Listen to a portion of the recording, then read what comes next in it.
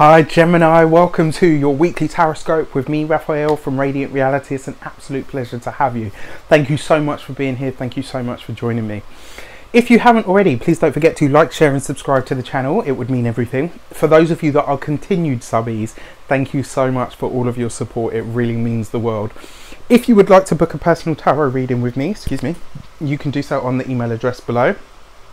And before we start, I would like to bless both of these decks with all forms of love, like peace, prosperity and abundance, and I pray that the messages that come through are ultimately clear and concise and they help you on your path to your highest vibrational good. So let's see what your destiny card is. So your destiny card is about the overarching theme, message or energy for the week. And this week, Gemini, you get the Tower. Right, Gemini, I'm going to be honest with you. You guys know me by now. I kind of just give it to you as it is. There's no point in sugarcoating it and telling you the shit that you want to hear as opposed to what I feel you might need to hear. So when you get the Destiny card as the Tower, this is saying in some way, shape or form you are about to have a startling realization. And very often this realization, it comes left of field and it smacks you upside the head. The reason that happens is you've been ignoring it, you've been trying to put it to the back of your mind and you've kind of told yourself a fib, you know, like, oh, it's going to be fine, or it's not really that, or whatever. And two, because it's got that Uranus energy.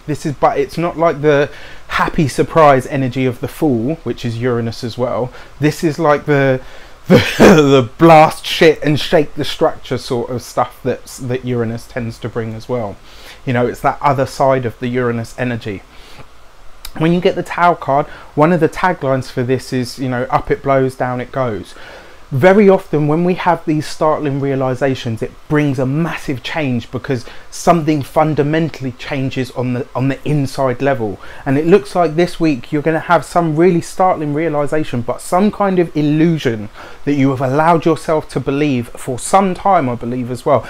This will be the week where it happens. But this will have been building up for quite some time now, and I kind of feel like for some of you the time frame that I'm getting is 3 to 4 to even 6 months. This is something that you've kind of either been putting off or allowing yourself to believe, and it's like this week it's going to come crashing down. That illusion is going to crack. And the beauty of this moment, the beauty of the Tower moment, I could do a whole video on this, and I actually might one day.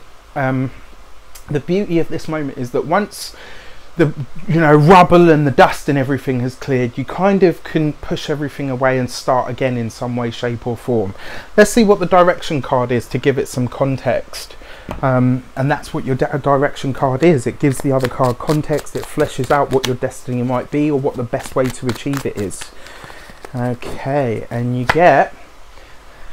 Yeah, okay, so for some of you, Gemini, this looks like legal battles ahead. This looks like the week where, and it doesn't necessarily, you know, it's not going to be legal battles for everybody, but it's because the Queen of Swords is usually an air sign female. So she could be a Libra, a Gemini even, or an Aquarius. But when I see the Queen of Swords, if you wanted to give her a sign, she would be the sign of Libra. Libra's all to do with, you know, law, it's all to do with contracts, it's all to do with what I say, what you say, it's all to do with mediation, it's all to do with anything that's kind of got almost like a legal or official feel to it.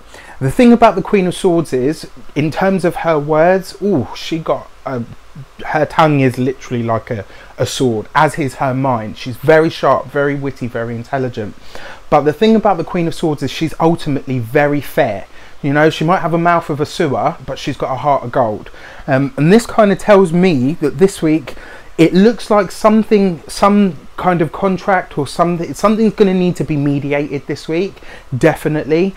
And it looks like there's going to be something that's going to have to be gone over. You know, we're out of retrograde season. But it looks like with these cards, Gemini, there's something that you've missed or something that somebody else has decided to change. And in response to that change, or in response to this person revealing who they actually are, you're going to really have to think on your feet about how you proceed forward. It looks like this comes left of field as well. You know, you've got the Tower card there. Gemini, I'm not going to lie to you, it's not going to be an easy week. There may very well be harsh words spoken. What I can tell you is that if you embrace it, and you allow it to happen as it needs to happen, and you acknowledge everybody in your life for who they actually are instead of who you would choose them to be, what goes on after that, where you go after that, can be somewhere truly liberating. I wish you an abundance of love, light, peace, prosperity and abundance itself. I've got something shaping up. There's about 4 days left for it. Stay tuned. It might be small to other people, but it's huge to me. And thank you so much for all of your continued support as my lifescape and Radiant Reality grows and evolves. Take care, and I'll see you very soon for more videos.